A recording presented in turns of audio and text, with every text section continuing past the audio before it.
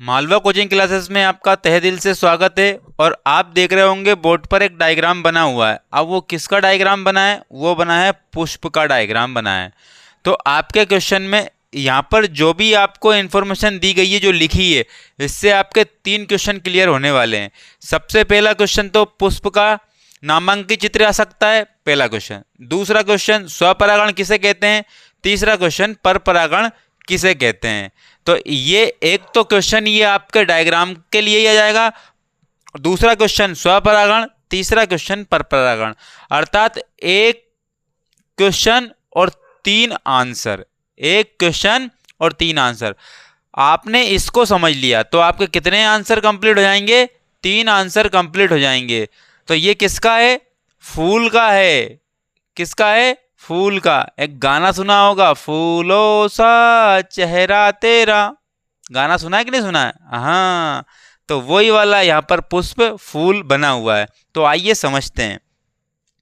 सबसे पहले हम बात कर लेते हैं कि इस डायग्राम की। तो इस डायग्राम में आप देख रहे होंगे जो नीचे होता है ना, जब नीचे वाला जो फूल का नीचे वाला हिस्सा होता है हम पकड़ कर देते हैं कि नहीं देते हैं? किसी जैसे कि अब मान के चलते हैं किसी की दो व्यक्तियों की, मतलब कि एक लड़का और एक लड़की की शादी हो रही है, तो वो एक दूसरे को पुष्प देते हैं। तो जिसको हम पकड़ते हैं वो कहलाता है तंतु अर्थात डंठल। क्या कहलाता है? तंतु अर्थात डंठल। अब देखिएगा, उसके ऊपर चलेंगे तो ये जो है ना, ये आपको लीप दिखेगी अर्थात पत्तियां दिखेंगी, जिसको कहेंगे बाह्य दलपुंज। क्या कहेंगे? बाह्य दलपुंज। अब बाह्य दलपुंज ये हमेशा कैसा रहता है? हरे कलर का रहता है। क्या रहता है? हरे कलर का रहता है। तो आपने देखा होगा जैसे कि पुष्प अंदर है और ये पुष्प को ढक के रखा है इसने।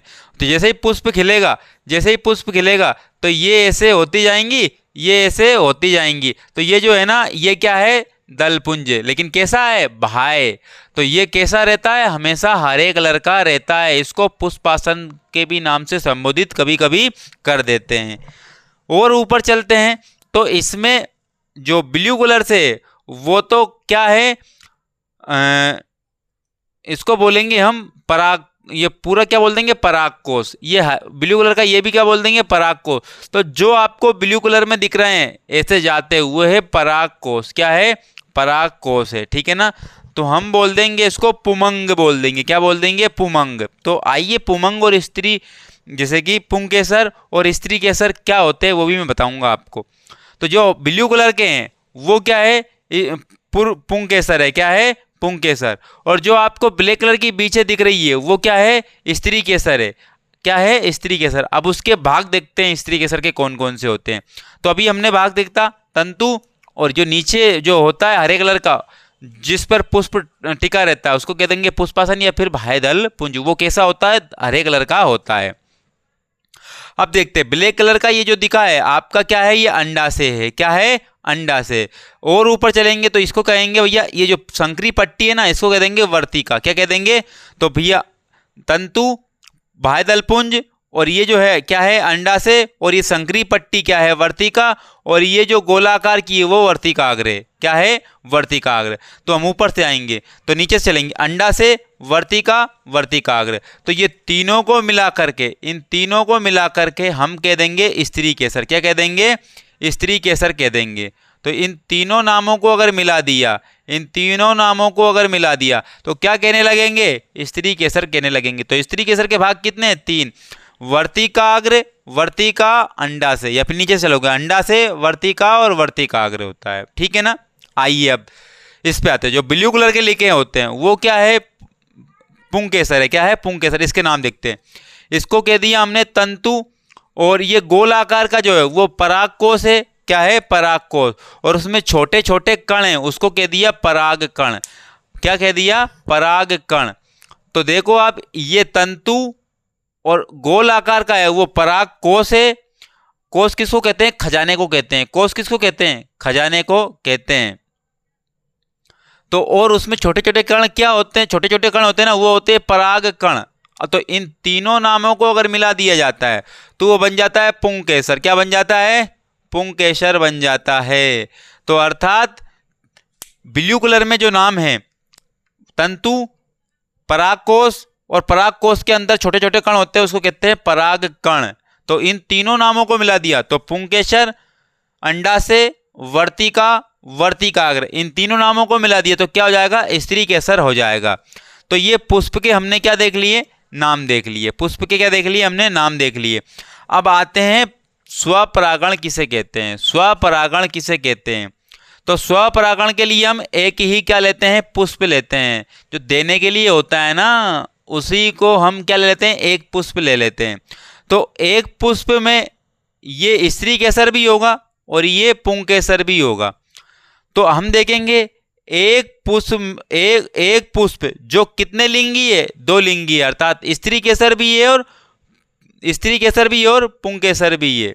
तो एक पुष्प जो द्विलिंगी होता है, तो इसके परागकण, परागकोश के परागकण, अर्थात यह बोल सकते हैं पुंकेसर के परागकण जब वर्तिका पे गिरते हैं, वर्तिकाग्र पर गिरते हैं। किस पे गिरते हैं? वर्तिकाग्र पर। तो इसको कहते हैं स्वपरागण। क्या कहते हैं? स्वपरागण। क्योंकि ये एक ही पुष्प के दोनों भाग थे। एक ही पुष्प का तो पुंकेसर था, एक ही पुष्प का स्त्री केसर था। अर्थात एक ही पुष्प का ये पुल्लिंग था और ये एक ही पुष्प का स्त्रीलिंग था। तो ये दोनों लिंगी हो गए, अर्थात एक ही पुष्प कितने लिंगी हुआ? 2 लिंगी। तो हम बोलेंगे एक पुष्प जब 2 लिंगी होता है तो परागकोश के परागकण जब वर्तिकाग्र पर गिरते हैं तो ऐसी स्थिति को क्या कहते हैं? स्वपरागण कहते हैं। तो कितने पुष्प रहेंगे? एक ही पुष्प। तो एक ही पुष्प के परागकोश के परागकण कहाँ गिर जाएंगे? वर्तिकाग्र पर गिर जाएंगे। तो ऐसे परागण को क्या कहेंगे? स्वपरागण कहेंगे। अब पर परागण किसे कहते हैं? तो पर परागण भी देख लो आप। तो एक इसी प्रकार का दूसरा पुष्प और ले लिया, तो पर परागण के लिए 2 पुष्प होना आवश्यक है। पर परागण के लिए कितने पुष्प होना आवश्यक है? 2 पुष्प होना आवश्यक है। तो हम बोलेंगे जब एक पुष्प के परागकोश के परागकण जब दूसरे पुष्प के वर्तिकाग्र पर गिरते हैं तो ये परागण क्या कहलाता है? पर परागण कहलाता है। भैया पर मतलब कि दूसरा। तो इस पुष्प के कुछ हिस्से दूसरे पुष्प के हिस्से पर जाकर गिरे और ऐसे परागण को पर परागण कहते हैं। तो एक पुष्प के परागकोश के परागकण, कौन से कोश के? परागकोश के परागकण जब दूसरे पुष्प के वर्तिकाग्र पर गिरते हैं, तो ऐसे परागण को क्या कहते हैं? पर परागण। क्योंकि दूसरी की वर्तिकाग्र पर गिरा है ना, जब दूसरे की वर्तिकाग्र पर गिरेंगे तो क्या कहलाएंगे? पर परागण। जब स्वयं एक ही पुष्प की वर्तिकाग्र पर गिर जाते हैं तो स्वपरागण। दूसरे पुष्प की वर्तिकाग्र पर परागण। स्वयं के पुष्प की वर्तिकाग्र पर तो स्वपरागण। आई ना बात समझ में? तो ये तो वही वाली बात हो गई। कौन सी वाली?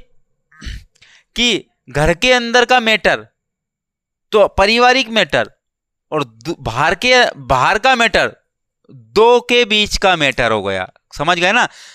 यानी कि 2 परिवारों के बीच का मैटर हो गया। अर्थात पर परागण हो गया जब दूसरे के साथ में परागण होता है, तो पर परागण जब स्वयं के साथ अर्थात अपने घर के अंदर ही होता है तो वो क्या कहलाता है? स्वपरागण कहलाता। अब इससे डिटेल में मैं आपको नहीं बताऊंगा, ठीक है ना?